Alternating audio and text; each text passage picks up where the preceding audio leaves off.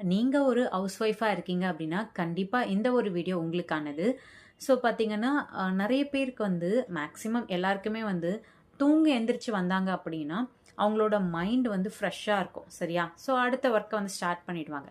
But ஒரு house ஒய்ஃபாக இருக்கீங்க அப்படின்னா தூங்கி எந்திரிச்சு வந்ததுமே நம்ம வந்து கிச்சனுக்கு போவோம் இல்லையா. ஸோ ஃப்ரெஷ் ஆகிட்டு கிச்சனுக்கு போவோம். ஸோ கிச்சனுக்கு போனதுலேருந்து ஃபுல் அண்ட் ஃபுல் பார்த்தீங்கன்னா எல்லாமே வந்து நெகட்டிவான விஷயங்கள்லேயே உள்ளே ஓடிட்டு இருக்கும். நம்ம மைண்ட் வந்து ஃப்ரெஷ்ஷாகவே இருக்காது.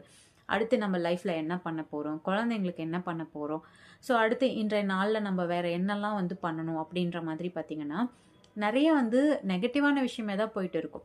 அந்த நெகட்டிவான விஷயங்கள்லேருந்து எப்படி மீண்டு வரலாம் அப்படின்றத நான் உங்களுக்கு வந்து ஷேர் பண்ண போகிறேன். ஸோ ரொம்ப சிம்பிளான விஷயங்கள் தான் நான் சொல்ல போகிறேன் சரிங்களா. ஸோ இதை நீங்கள் ஃபாலோ பண்ணிங்க அப்படின்னாலே நிறைய நீங்கள் அதுலேருந்து சேஞ்சஸை வந்து பார்க்க முடியும்.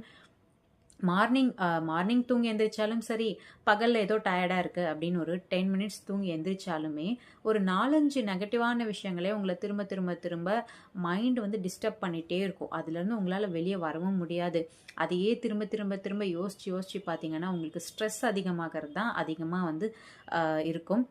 ஸோ பார்த்தீங்கன்னா ஒரு பக்கத்தில் ஏதாவது வந்து யோகா கிளாஸோ இல்லை மெடிடேஷன் சொல்லி கொடுக்குற மாதிரியான சென்டர் இருந்தது அப்படின்னா நீங்கள் கண்டிப்பாக அதில் போயிட்டு ஒரு 10 to 15 டேஸ் நீங்கள் ஜாயின் பண்ணி அதை அட்டன் பண்ணி கற்றுக்கிட்டு நீங்கள் யோகா வந்து பண்ணீங்க அப்படின்னா கூட உங்களுக்கு வந்து ஸ்ட்ரெஸ் ரிலீஃபாக இருக்கும்.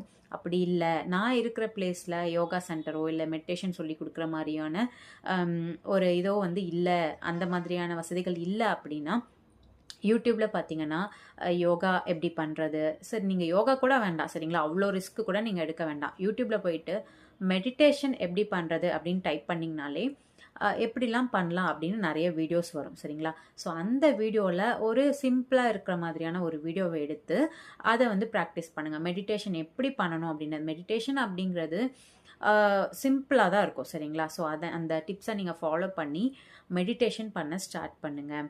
ஒரு நாளைக்கு இப்போ வந்து உங்கள் மைண்ட் வந்து நிறைய நெகட்டிவான விஷயங்கள் இருக்கும். அப்போது ஒரு நாளைக்கு 3 டைம் மெடிடேஷன் பண்ணுற மாதிரி பார்த்துக்கோங்க.